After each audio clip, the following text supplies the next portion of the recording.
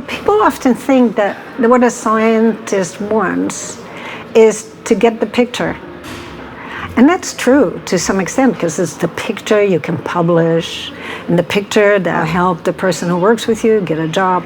But really, the picture is not the interesting part of being in science.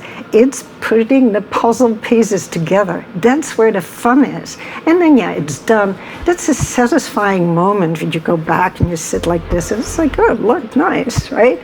We're not missing a single piece. In fact, in science, you usually miss 5 pieces. But yeah, it's not about the picture. It's putting the puzzle together.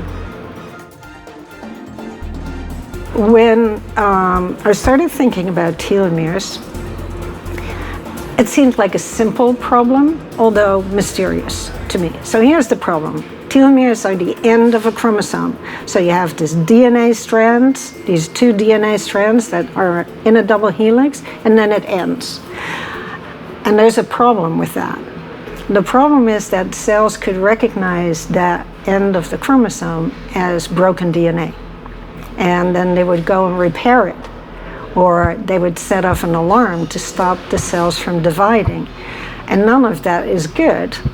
It should happen with broken DNA, but not at the natural ends of chromosomes. So that's what telomeres are for, to make sure the cells don't make that mistake and start repairing the natural ends of their chromosomes.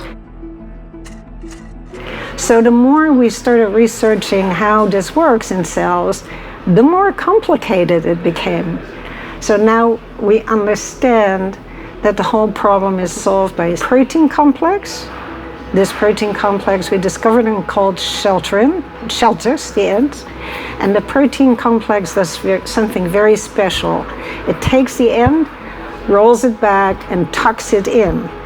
And it does it exactly the way you handle the end of a rope. If you're on a boat and you split a towel and you make a loose, that's what the complex does. It makes a loop at the end.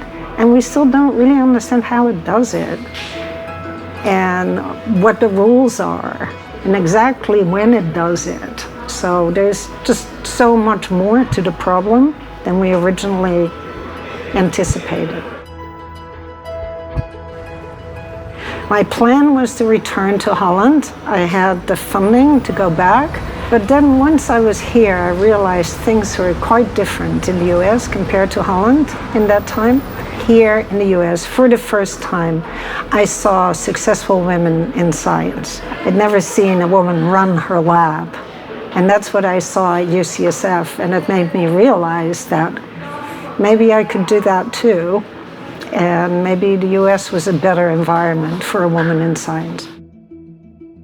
So for me, it's a puzzle that I developed a crush on, that I started loving, and it feels like it's part of me.